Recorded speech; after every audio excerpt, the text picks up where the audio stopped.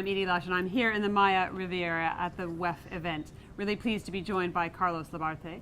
He's the president of Gentera here in Mexico. Tell me a little bit about some of the projects you're working on, the clients you're working on, and how that relates to financial inclusion. Okay, great. Thank you for the invitation. Well, we are actually now almost 3 million clients in 3 countries. We're mainly given different kinds of financial services, but one specific project that I'm really very enthusiastic about is a banking correspondent agent model. What we're doing here is try to get closer to the client, be closer, to put the transaction point much more closer to them. And we're talking mainly in rural areas. So what we're doing is help build a network, basically with mom and pop stores, that many of those are already clients of the financial services. And we put a device in their store, and what we're really trying to do is to transform that little store into a banking branch for us. Even the brand is a different one from the brand of Compartamos that we use for the financial services. This is a different brand, we call it Just Us, that it's a word that has a lot of meaning in our language. And what we try to do is to put a point where our clients can make simple transactions, financial transactions, also payments for energy and cell phones and other things.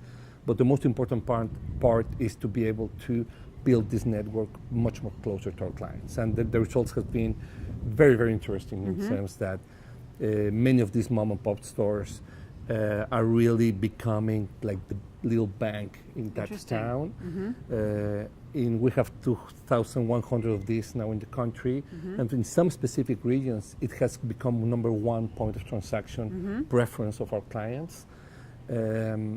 The idea is to have around 10,000 of these in the country, so we can. And the other, I think, maybe one of the key issues, because we have been using this mainly for loans, for disbursing and paying back loans, but the magic will come, and it's coming in a pilot project we're doing now in Puebla, is when this really work for savings. The client, in our experience, will be able to move maybe an hour to do a transaction for the loan, but for savings, they won't do that.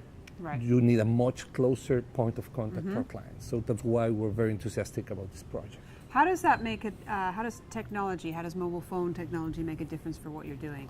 Well, right now it's not mobile technology, but we're using a technology. It's now like a device very similar to the ones that the FedEx guys use now.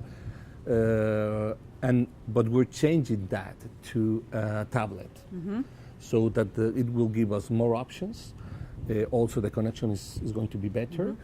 And at the end, well, it's really, this is a project on top of a technology device that is really helping to be able to do this. And have you seen people's lives be changed through this? Well, let me give you just an example. But we have, that's a thing that has to do also with the trend of the banks closing branches in many of the towns that we're operating. So, for example, we have one in Puebla, Quetzal and Puebla, where we have a bank branch there that they closed it, not of our bank, of another bank. That was the main transaction point. So we put 3 mom and pop stores with this, and now these are the banks there. Incredible. And it's the anecdote that I love is the place that the bank left when they closed the branch. This guy moved his store to exactly the same place, and is now like the local bank in that town. So these things are happening, and the beauty of it, if you think about it, is we are paying this mom and pop store, the owner of the mom and pop store, for each transaction that we're doing. That money was going to a bank, and now that money is staying in the hands of these people and in those communities that we're operating. So at the end, everyone is winning. Carlos, thank you so much for joining me here at the Thanks so Hub much. Culture Pavilion here, and I'm Edie Lush.